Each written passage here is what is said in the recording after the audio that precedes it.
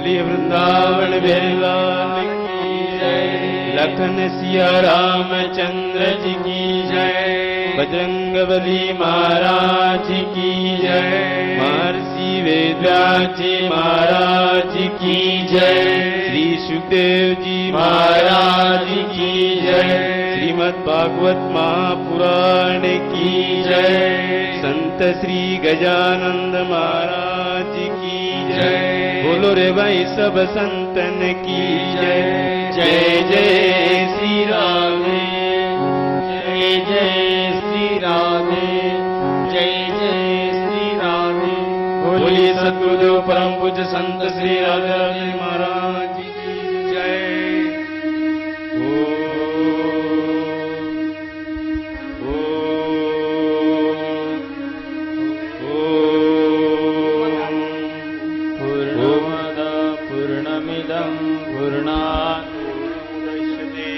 पूर्णस्य पूर्णमादाय पूर्णमेवावशिष्यते। ओम शांति शांति शांति। मन्नाथ श्री जगन्नाथ मद्गुरु श्री कृष्ण मिहि जगद्गुरु। मदात्मा सर्वभूतात्मा तस्मै श्री गुरुवे नमः। या देवी स्तूयते नित्यं विबुधै वेदपारगै। सामी भवति जुहाग्रे ब्रह्मरूपा सरस्वती। वन्दे वृन्दावनानन्दा राधिकां परमेश्वरीं। गोपिकां परमां श्रेष्ठां नादिनीं शक्तिरूपिणीं। यो ब्रह्मरुद्र शुकनारद विश्वमुखे रालक्षितो न सहसा पुरुषशतश। सत्यो वशीकरण चूर्णमनन्तशक्यम् तं राधिका चरणरेण मनुस्मरामि। चरणरेण मनुस्मरामि।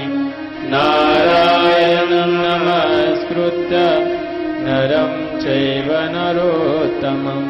देवीं सरस्वतीं व्यासं ततो जयमुदीरयेत्। मूकं करोति वाचालं पङ्गुं लङ्घयति गिरिं। यत्कृपातमहं वन्दे परमानन्दमाधवं। नीलाम्बुज श्यामलकोमलाङ्गं सीतासमारोपितवामभागम्। पाण्डो महासायकचारुचापं नमामि रामं रघुवंशनाथम्। अतुलितबलरामं देव शैलावदेहं। धनुजवनकृशानं ज्ञानिनामग्रगण्यं। सकलगुणनिधानं वानराणामधीशं। रघुपतिप्रियभक्तं वातजातं नमामि। वंशी विभूषितकरार्णवनीरदावात्। पीताम्बरादरुणबिम्बफलादरोषात्। पूर्णेन्द्रसुन्दरमुखादरविन्दनेत्रात्। कृष्णात् परं किमपि तत्त्वमहं न जान्मि। व्यासं व्यासकरं वन्दे मुनिं नारायणं स्वयं। यतः प्राप्तकृपालोका लोकामुक्ताः कलेवरः। यस्य तुण्डाच्युतच्युतो राजदेयं रसात्मकः। तमच्युतकथा कुञ्जे सुखोषन्तं शुकं भजे। श्रीधरं श्रीधरं वन्दे श्रीधरैकपरायणम्। यस्यैव श्रीप्रसादेन श्रीधरेयं कृतीकृतः राधा भक्तिरहे ज्ञानं ताभ्यां च समन्वितः तां श्रीभागवतीं गातां वन्दे युगलरूपिणीं रसोय परमानन्द एको एव द्विधा सदा श्रीराधा कृष्णरूपाभ्यां तस्मै तस्मै नमो नमः। नमः कमलनाभाय नमः कमलमालिने नमः कमलपादाय नमस्ते कमलेश यो ब्रह्माणं विदधाति पूर्वं यो वै वेदांश्च प्रणोति तस्मै तत्त्वमः देवमात्मा बुद्धिप्रकाशं मुमुक्षु वै शरणं प्रपद्येत। सद्गुरुनाथ महाराज की जय। बोलिए वृंदावन बिहारी लाल की जय। सब संतन की जय। जय जय श्री राधे, जय जय श्री राधे, जय जय श्री राधे। बोलिए सद्गुरुदेव परम पूज्य संत श्री राधे महाराज की। भगवान श्री राधा कृष्ण रत्नदड़ी सुवर्ण सिंहासन पर विराजमान है। भगवान श्री राधा कृष्ण चरणारविंद रसन पासु ममतामयी माताओं तथा सज्जनों, नियम के अनुसार प्रथम कुछ क्षण भगवान नाम संकीर्तन कर लें, पश्चात इसे प्रारंभ होगा। उपस्थित समस्त ममतामयी माताओं से तथा सज्जनों से हमारी करबद्ध प्रार्थना है कि भगवान नाम संकीर्तन में पूरा सहयोग देने की कृपा करें। जय जय राधे गोपाल गोपी गोपाल। जय जय राधे गोपाल गोपी गोपाल। जय जय राधे गोपाल गोपी गोपाल। जय जय राधे गोपाल गोपी गोपाल। गोविंद गोपाली हे नंदलाल। गोविंद गोपाल हे नंदलाल। हे नंदलाल हे नंदलाल। राधे गोपाल गोपी गोपाल। जय जय राधे गोपाल गोपी गोपाल।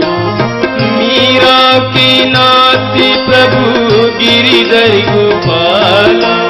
मीरा के नाथ प्रभु गिरिधर गोपाल। गिरिधर गोपाल गिरिधर गोपाल।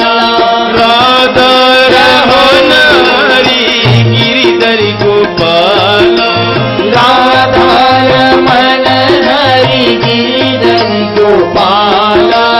गिरिधर गोपाल गिरिधर गोपाल। पीतांबरधारी बंसी पाल। पीतांबरधारी हे बंसी वाला। हे बंसी वाला हे बंसी वाला। हे बंसी वाला हो हे बंसी वाला। हे बंसी वाला। हे बंसी वाला। हे बंसी वाला हे बंसी वाला। तुलसी जी के राजा राम रघुवर दीन दयाल। तुलसी जी के राजा राम रघुवर दीन दयाला। रघुवर दीन दयाल रघुवर दीन दयाला। सूरीदास के सुंदर श्याम मोहन मुरली वाला। सूरीदास के सुंदर श्याम मोहन मुरली वाला। मोहन मुरली वाला मोहन मुरली वाला।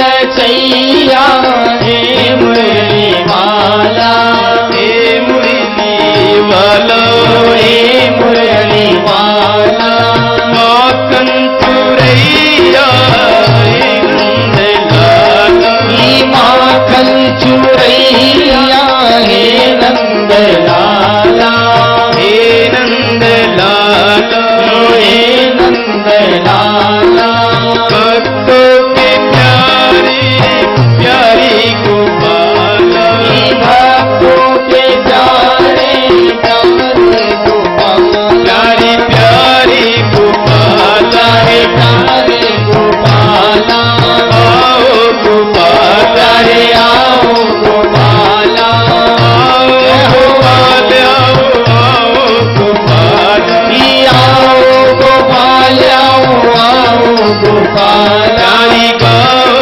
गोपाल, रे गाओ गोपाल, राधे गोपाल, राधे राधे गोपाल, राधे राधे के राधे गोपाल, राधे राधे के राधे गोपाल, गोपी गोपाल, राधे गोपी गोपाल, गोवर्धनधारी गोपाली लाला, गोवर्धनधारी गोपाल लाला, गोपाली लाला, गोपाल लाला, राधे गोपाला, गोपी गोपाला, जय जय राधे गोपाल, गोपी गोपाल, राधे गोपाल, राधे राधे गोपाल, गोपी गोपाल, राधे गोपी गोपाल, भुज वृंदावन बिहारी लाल लाल की जय।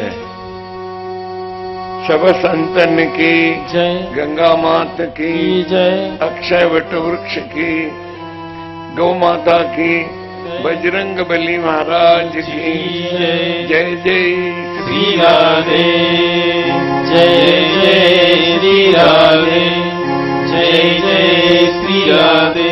बोलिए सद्गुरुदेव परम पूज्य संत श्री राधे राधे महाराज की जय। भगवान श्री कृष्ण अक्रूर जी के साथ में मथुरा आए, कंस को मुक्त किया, और जब नंद बाबा को गर्गाचार्य जी से पता चला कि श्री कृष्ण देवकी का 8वां है, बड़ा दुख हुआ और बड़े दुख से नंद बाबा वृंदावन गए।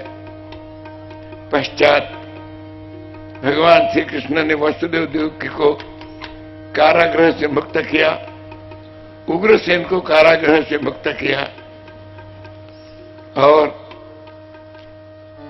सभी की ये इच्छा थी कि मथुरा का राज श्री कृष्ण स्वीकार करें, लेकिन श्री कृष्ण ने कह दिया कि मथुरा का राजा बनने के लिए मैंने कंस को मुक्त नहीं किया, बड़ा दुष्ट था, प्रत्यक्ष माता पिता को भी कारागृह में बंद कर दिया और वो राजा बना था, अनाचार अत्याचार व्यभिचार बढ़ाता था, इसलिए मैंने उसको नष्ट कर दिया। राज उग्रसेन का है और उग्रसेन ही राजा बनेंगे, तो उग्रसेन को और राज्याभिषेक कर दिया। और वसुदेव जी ने श्री कृष्ण बलराम का यज्ञोपवीत संस्कार कर दिया। पूर्व काल में यज्ञोपवीत संस्कार के पश्चात में उसको ब्रह्मचर्य का पालन करके गुरुगृह जाना पड़ता था। प्रश्न पैदा होता है, भगवान श्री कृष्ण को गुरु के घर जाने की क्या जरूरत है? अरे इंद्र की स्तुति में आपने सुने कल, इंद्र की स्तुति में इंद्र ने क्या बोला? स्वच्छंदोपात्त देहाय विशुद्ध ज्ञान मूर्ते सर्वस्मै सर्वबीजाय सर्वभूतात्मने नमः।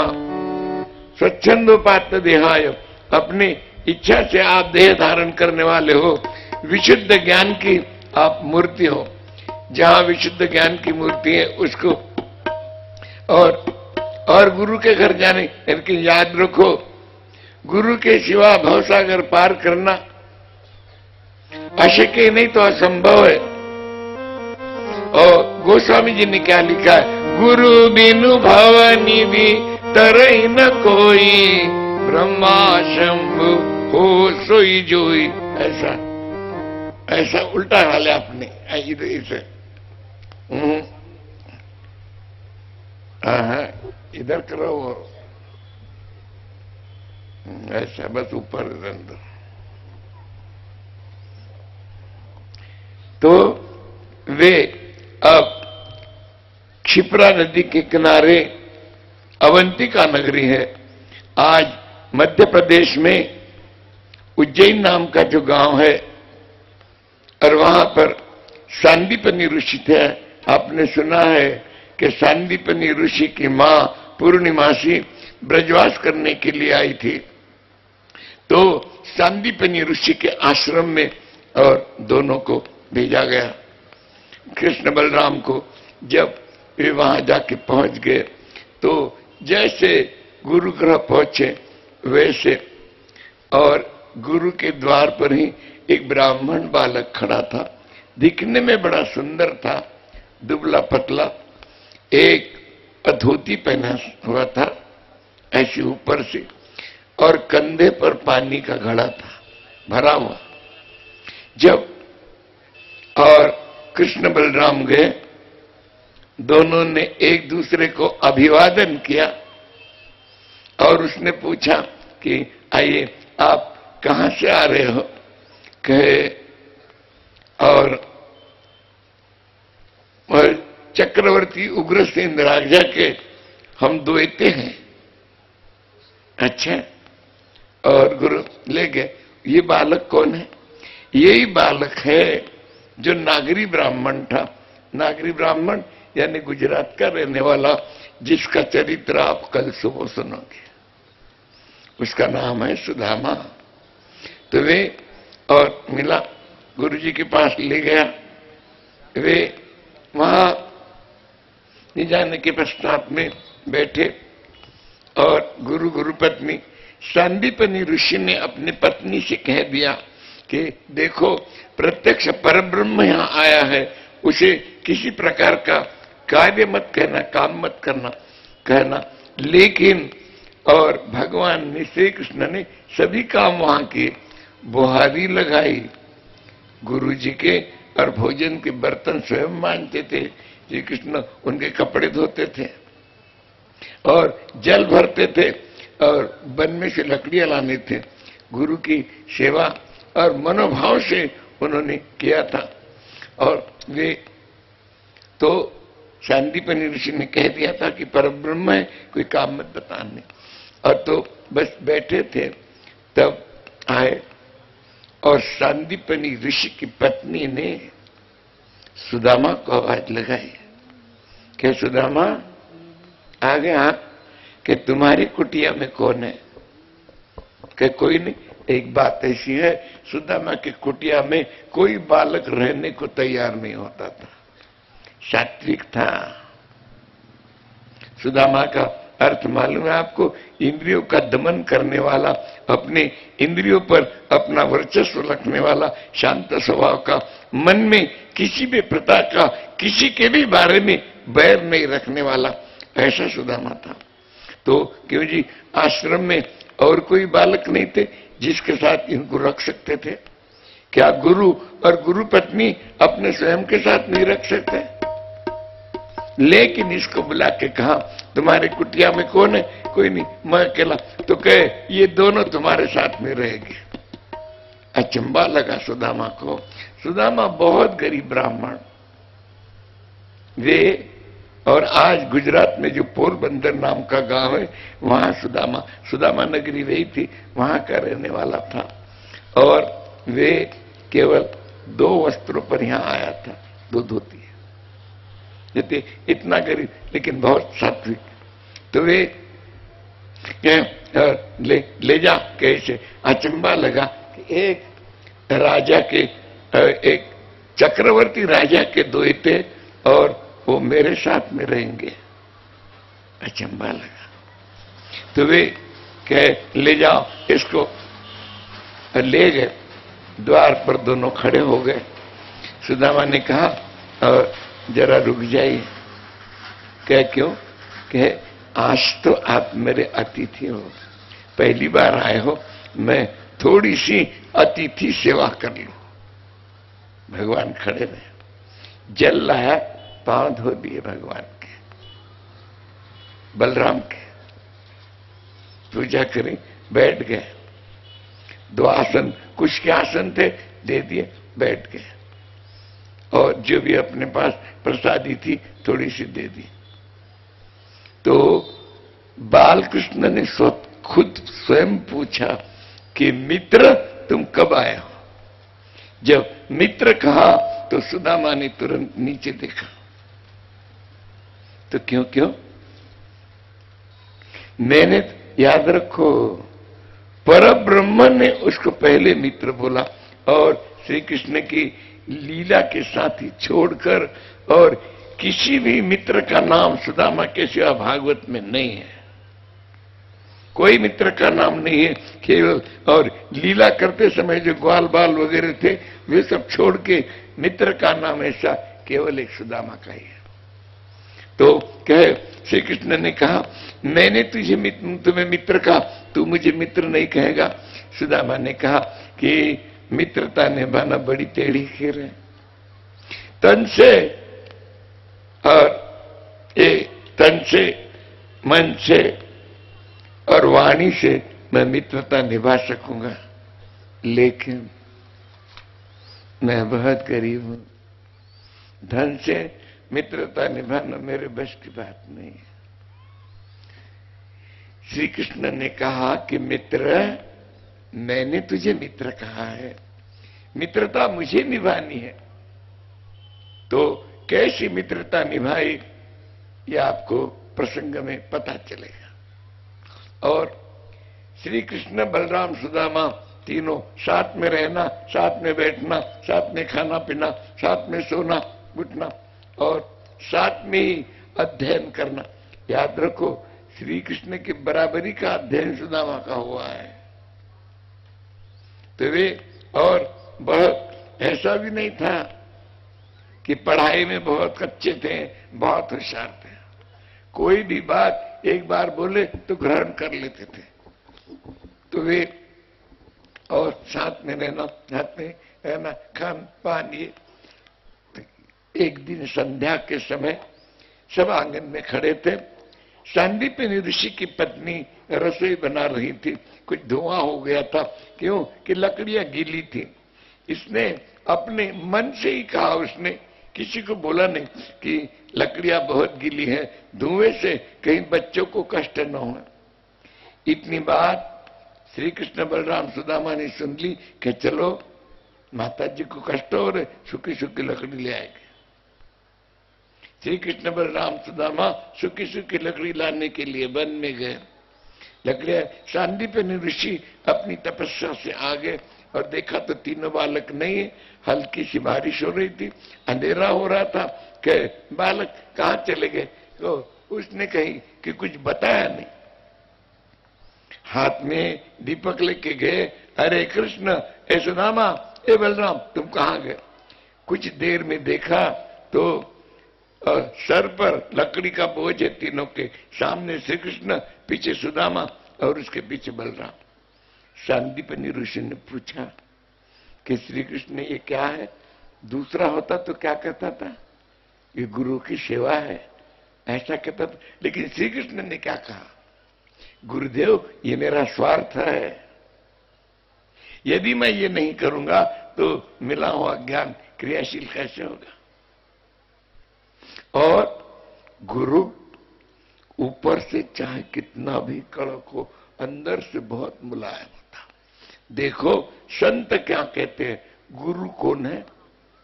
गुरु कुम्हार है और शिष्य कौन है? शिष्य कुंभ है। कुम्हार क्या करता है?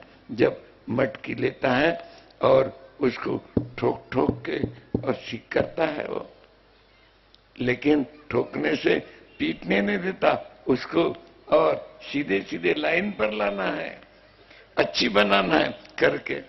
और कबीरदास जी महाराज क्या लिखते हैं देखो, गुरु कुमार शिष्य कुंभ है, यानी गुरु कुमार है और शिष्य कुंभ है।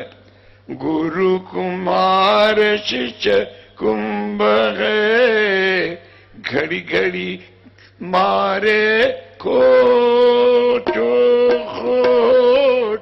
गुरु कुमार शिष्य कुंभ है, घड़ी घड़ी काने खोट। गुरु कुमार शिष्य घड़ी घड़ी काने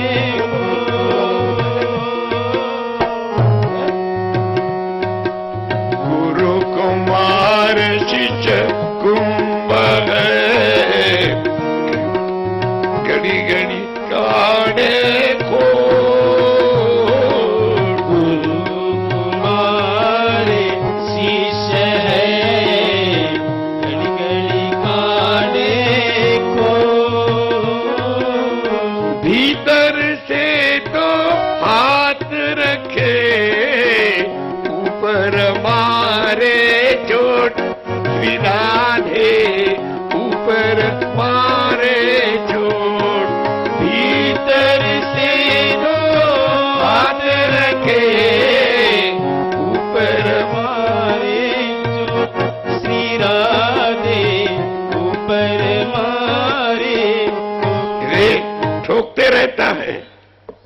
फोड़ना है उसको मटका, मटका फोड़ना नहीं, शिष्य का नुकसान करना नहीं। तो ऊपर से तो लगाता, क्यों कि वो सीधा हो जाए इसलिए, सही हो जाए इसलिए, और नीचे से तो हाथ रखे, अंदर हाथ रहता उसके, चोट तो उसको ठीक करने के भी लगता। तो वे गुरु जी ने जब पूछा तो श्री कृष्ण ने कहा ये मेरा स्वार्थ है, मैं यदि नहीं करूंगा तो आपके कैसे मिलेंगे 14 विद्या 64 कला सभी।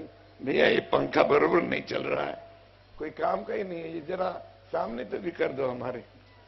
क्या हार्ट के पेशेंट है, हवा की बहुत जरूरत है। नहीं टेढ़ा टेढ़ा हो जाते हैं।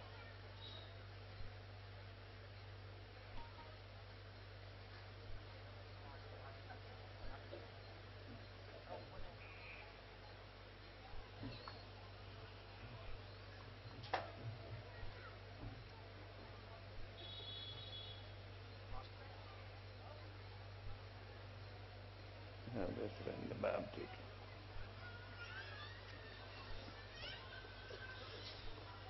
तो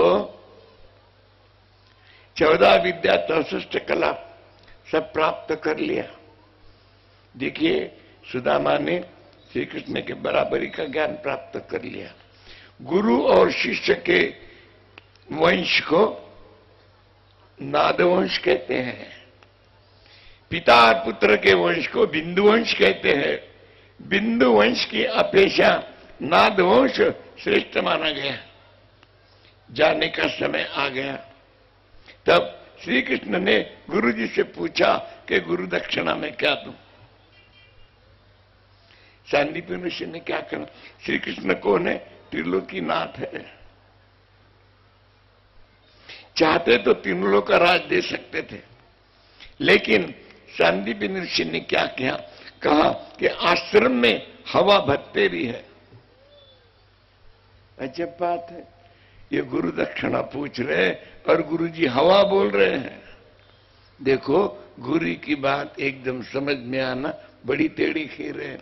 एक बार गुरु को पहचान लोगे ना तो और आप निहाल हो जाओगे। तो कहे, और वे पहले उन्होंने बोला कि आश्रम में हवा भत्तेरी है, कोई कमी नहीं। क्षिप्रा नदी में जल भी बहुत है, कमी नहीं। आश्रम में और अनाज भी बहुत होता है, कोई कमी नहीं। फिर और गुरु दक्षिणा काहे को चाहिए? क्यों ऐसा कहा? आदमी को जीवित रहने के लिए पहले क्या चाहिए? खुली शुद्ध हवा। खाने को तपस्वी लोग जो रहते वो केवल हवा पर ही तो तपस्या करते थे कई वर्ष तक। जयपुर में आज भी एक माता जी है, माहेश्वरी जाति की है, वो आधी उम्र की है, केवल हवा पर रहती है, पानी भी नहीं पीती। केवल हवा पर रहती, इतना ही है कि छत पर रहती है। अभी थोड़े कष्ट होने लगे क्योंकि प्रदूषण बहुत बढ़ गया, बहुत प्रदूषण बढ़ा है। वे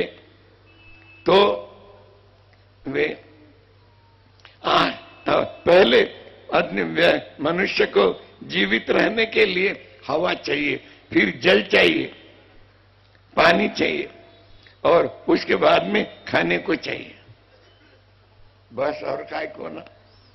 श्री कृष्ण ने कहा यदि आपको मैं गुरु दक्षिणा नहीं दूंगा तो आपसे मिला हुआ ज्ञान क्रियाशील कैसा होगा, गुरु दक्षिणा देगा। मैंने जो विद्या तुझे दी है वे विना मूल्य, विना मूल्य इसका अर्थ दक्षिणा स्वीकार करना भी ऐसा नहीं है, तू उसका मूल्य मत ठहरा। आजकल और मूल्य ठहरता है, आपको मालूम है, मूल्य ठहरता है। आजकल अध्यात्म का भी बड़ा मूल्य होने लगा और लाखों रुपए मूल्य होने लगा, आप सब जानते हो। तो वे कहे बिना मूल्य, यानी दक्षिण लेने का अधिकार तो है, लेकिन उस पर धनवान बनने की कोशिश मत करो। तो गुरु श्री कृष्ण ने गुरु की आज्ञा का पालन किया। जो विद्या उनको मिली वही विद्या गीता के माध्यम से अर्जुन को दिया और भागवत के 11 स्कंद के माध्यम से उद्धव जी को दिया कि विद्या वंश बढ़ाना। और वे सुदामा गए उनके पास में, जाने के था चुपचाप खड़े हो गए, पूछेंगे क्या मैं गुरु दक्षिणा क्या दूं? दे दिया सुदामा ने, गुरु दे दिया। क्या है? बस गुरु जी को प्रणाम किया और आंसू की धारा लग गई। जिसके आंसू गुरु के चरण पर गिरते हैं और गुरु उसको जीवन भर कभी और अंतर नहीं देता, याद रखो, अदृश्य रूप से गुरु उसके पूरे काम करते रहता। तो वे और सांदीपनि ऋषि समझ गए, पास में बुला लिया और सुदामा के ललाट पर एक लेख लिखा हुआ था, श्री क्षया, श्री का क्षय है, यानी इसमें कोई धन नहीं है। गुरुजी ने देखा मेरा शिष्य है और श्री कृष्ण का मित्र है। श्री कृष्ण की तरफ देखा, मुस्कुराया, श्री कृष्ण ने प्रणाम किया। गुरु शिष्य दोनों समझ गए। अब श्री कृष्ण ने सांदीपनि ऋषि की पत्नी से पूछा कि माता जी गुरु दक्षिणा में कहा दूं कि हम प्रवास क्षेत्र में गए थे तो समुद्र में हमारा पुत्र डूब गया, यदि तुझे संभव होए तो उतना पुत्र ला दे। आज्ञा का पालन किया, पुत्र ला दिया। जाने लगी। श्री कृष्ण ने सुदामा से कहा आपकी उधर की बातें होने के बाद में मालूम करना, फिर हम बोलना शुरू करेंगे। हम रोज चिल्लाते हैं कि बातें मत करो, लेकिन आप फिर बातें करते हो माता हो। अरे एक वृद्ध आदमी की इतनी तो विनती, इतनी तो प्रार्थना सुना करो।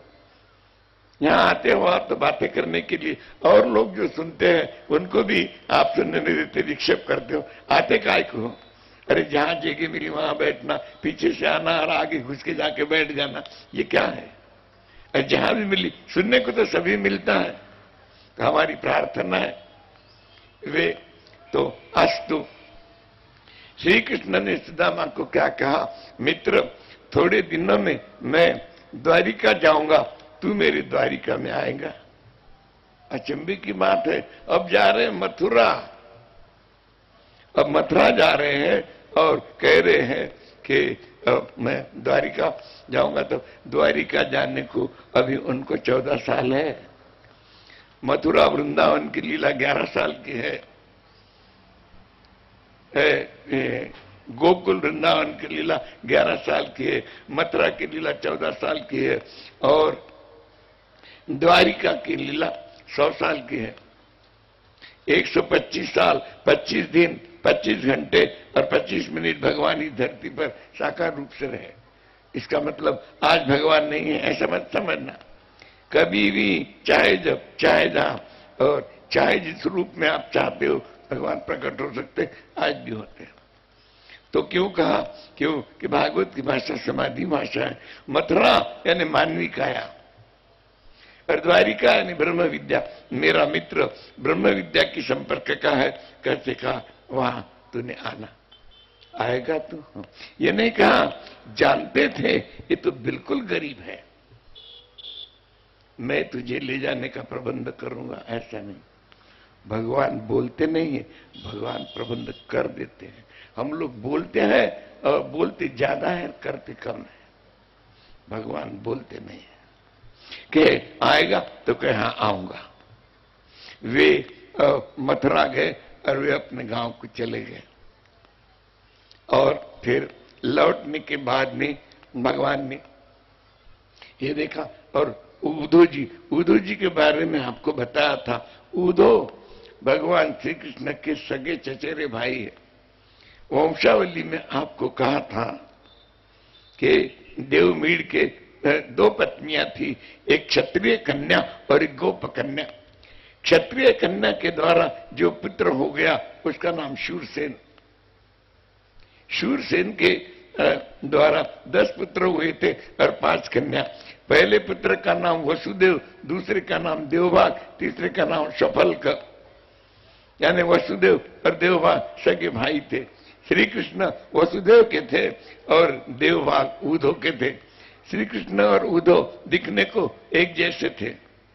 उद्धव बहुत ज्ञानी थे। देवगुरु बृहस्पति के उद्धव शिष्य थे, और उद्धव जी ने नीति शास्त्र का अध्ययन किया था। नीति शास्त्र बड़ा जटिल शास्त्र है, लेकिन जब तक ज्ञान क्रियाशील नहीं होता वो अज्ञान के शरीर का रहता। कोई भी ज्ञान क्रियाशील होना जरूरी है। ज्ञान क्रियाशील नहीं हुआ, उस ज्ञान का लाभ क्या है? फिर कुछ नहीं। ये और जो 2 पत्नियां थी देवमीड़ की, गोप कन्या के द्वारा जो पुत्र हुआ था उसका नाम पर्जन्य। पर्जन्य की पत्नी का नाम था वरीयसी। पर्जन्य और वरीयसी को 5 पुत्र थे, उपनंद, महानंद, नंद, सनंद और नंदर। और 2 कन्या थी, सुनंदा और नंदिनी। दोनों की शादी और गोकुल में हुई थी। ये वंशावली आपको और सुनाए थे। तो उद्धव जी भगवान के और भाई होने के बाद में भी भगवान उद्धव को अपना भाई नहीं, अपना सखा कहते थे, यानी मित्र कहते थे। बहुत ज्ञानी।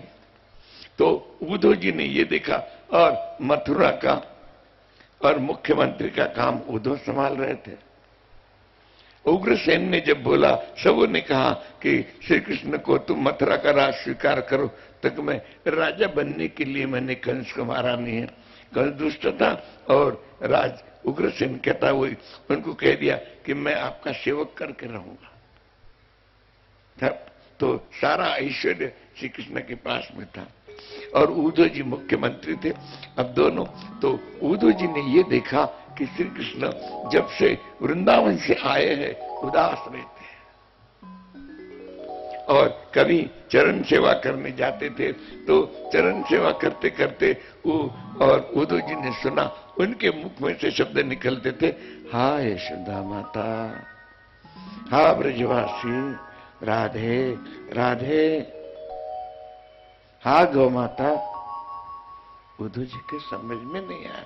देखो ज्ञानी है, लेकिन ज्ञान क्रियाशील नहीं है। ज्ञान को और प्रेम का जोड़ नहीं हुआ तो ज्ञान किस काम का? हम बढ़ता है। आपको मालूम है, जैसा जैसा आपका ज्ञान बढ़ता है वैसा वैसा ज्ञान के साथ में एक छोटा बालक भी बढ़ता है। वो छोटा बालक है ना, उस बालक को नष्ट न करना पड़ता। आपको मालूम है, और संतरा लगाते हैं ना जो लोग, संतरे का जो वृक्ष बनाते, जिसको आप कलम बनाते बोलते, तो जम्बूरी नाम का एक वृक्ष होता है, और उस पर संतरे का कलम लगा देते। और जो देने वाले होते इतना बड़ा, वो बोलते हैं कि ये इधर से जम्बूरी बढ़ेगी, इधर से संतरा बढ़ने को देर लगती, जम्बूरी जल्दी बढ़ती है करके संतरे पर लगाया जाता कि संतरा उसकी वजह से जल्दी बढ़े। क्यों? कि गलत काम जल्दी होते, अच्छा काम करने को बड़ी देर लगती है, बहुत देर। तो वे न बढ़े करके इसको काट देना पड़ता है। बार बार। यदि वो काटा नहीं गया तो संतरा नीचे के नीचे रह जाता और जम्बूरी बढ़ जाती, वो संतरे का वृक्ष उखाड़ के फेंकना पड़ता। वैसे ही जैसे जैसे ज्ञान बढ़ता है, अहंकार रूपी और एक पौधा बढ़ता है, उसको बार बार काटना चाहिए। किसी बात का अहम मत करो, अहम करो तो अहंकार का पतन होने वाला है। मैं बड़ा सुंदर हूं, मैं बड़ा ज्ञानी हूं, मैं बड़ा धनवान हूं। नहीं, अपने से सुंदर भी है, अपने से ज्ञानी भी है, अपने से धनवान भी है, ये सोचो कभी भी। तो के उद्धव ने ये देखा, इतना ऐश्वर्य होने के बाद में भी ये अभी ब्रजभूमि को भूले नहीं है। और श्री कृष्ण का एक नियम था कि वे और राजमहल की अटारी पर जाके, यानी आप जिसको गच्ची पर जाके बोलते हो या छत पर जाके बोलते हो, और वहां जाके वृंदावन की भूमि की ओर देखते थे और राधे राधे, हाँ यशोदा माता, हाँ मेरी यशोदा मैया, और आंखों से आंसू आते थे। उद्धव जी ने बहुत बार देखा, सोचा कि आज पूछूंगा, कल पूछूंगा, लेकिन मौका देख रहे थे, ठीक है, और समझ में नहीं आया कि इतना सारा ऐश्वर्य है और ये ऐसा क्यों करते हैं। निद्रा में भी उनके मुख से ये आते, तो आज पूछूंगा, कल पूछूंगा। तो एक दिन संध्या के समय श्री कृष्ण ऊपर गए, हाँ यशोदा माता, हाँ ब्रजवासी, हाँ राधे राधे। कोई तो भी आने का आवाज आया और तो भगवान ने मुड़कर देखा तो उद्धव आ रहे थे। उद्धव ने कहा, मैं आऊं? कि उद्धव संकोच क्यों करते हो, तुम मेरे सखा हो, आने में संकोच क्यों करते हो? तो आ जाओ, आ जाओ। उद्धव जी ने कहा कि मैं कुछ पूछना चाहता हूं। कि तुम्हें कहने की क्या जरूरत है? मैंने ये देखा कि जब से आप वृंदावन से यहां पर आए हो, आप उदास रहते हो, आप बहुत उदास रहते हो। हमने देखा खान पान में भी आपका और ठीक मन नहीं लगता, और निद्रा में भी मैंने आपसे सुना है कि आपके मुख में से और हाय यशोदा माता, हा राधे राधे, हा ब्रजवासी, हा गौ माता, ऐसा निकलता। कौन है ये राधा? देखो ज्ञानी है, राधा कौन है उद्धव जी को मालूम नहीं कौन है। और वैसे देखो तो भगवान ने क्या कहा, जो अभी प्रसंग शुरू होने के समय भगवान के मुख से जो शब्द निकले वे ही शब्द प्रसंग पूरा होगा तब निकलेंगे। भगवान क्या कहते, ऊधो मोहि ब्रज बिसरत नाही, मैं मेरी ब्रज भूमि को भूल नहीं सकता।